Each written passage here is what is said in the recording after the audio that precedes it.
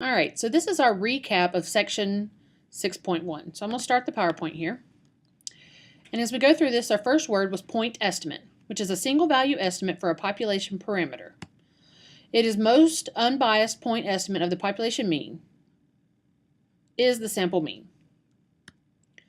All right, so the mean, mu, with a sample statistic, it is x bar. So don't forget that.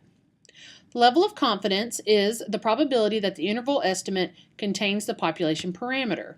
So if we have something like this, C is the area under the curve, and we're using a standard normal curve, and it's between the critical values. So to find the tails, or the remaining area, it is 1 minus C for the total. Now notice on both sides, it's 1/2 1 minus C. This is really going to come into play later when we're practicing the problem. Next, we're going to find sampling error. This is the difference between the point estimate and the actual population parameter value.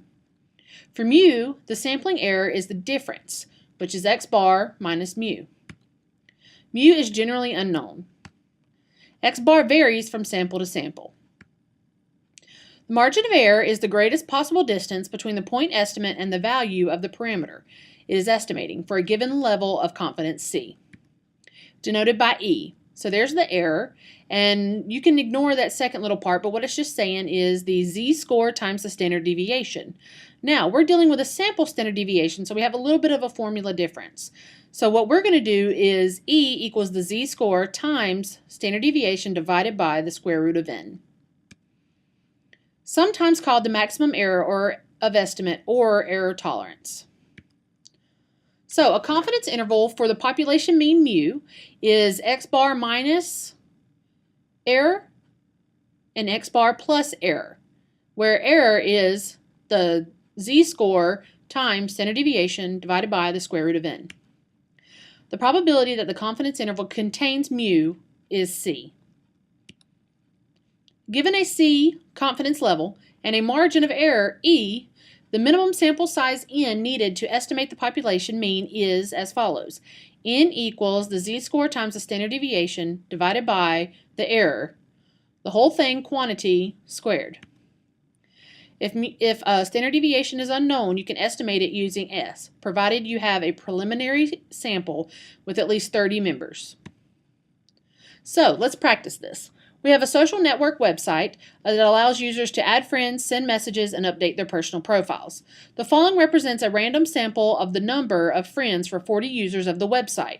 We're going to do 4 things. First, we're going to find a point estimate of the population mean, mu, use a 95% confidence level to find the margin of error for the mean number of friends for all users of the website. Assume the standard deviation is 53. 3, we're going to construct a confidence interval, and then 4, we're going to decide what this actually means. So as we're given the first one, we're going to find the point estimate. Here we are given a lot of data values, and we're going to find the point estimate, which as we can see here is the mean. So mean is found by adding up all of the points we have above right here and dividing by n. So our total is 5,232 divided by 40 values, which equals 130.8. So that is now our mean. So our point estimate for the mean number of friends for all users of the website is 130.8 friends. So now we're going to find the critical values. So first, we know that there was a 95% confidence level. That was given to us in the problem. Now, if you remember correctly, on the previous problems, it was 1/2 1 minus C. So we take that here. So 1/2 alpha. Alpha is the remaining value given here, so it's 0.05. So that's why this is 0.25 and this is 0.25. So when we're giving this right here, we can know that it's 1.96. Now, how do we find that if we don't have a table? Then we need to open up Excel. So we can open up Excel right here, and I can type it in. So what I'm going to be looking for is that 0.025. So there's a couple ways I can do this, but we're always going to use the same function, which is norm S inverse. Now I'm using a Mac, so yours is not going to look like this, but I just wanted to go through this video with you. So I have norm inverse. So what I'm going to find is that 0.025, and notice what it gives me. But it gives it to me negative. because that's giving me the left tail. We want the right tail, so we're going to do 1 minus. And that's going to give me that 1.96 you can find in the table. Now I'm going to round this to 3 because that's what our tables are rounded to. And I'm also going to take this and make it to where you can see it. So that's what I typed in. There's another way to find this as well if you don't want to calculate the alpha divided by 2.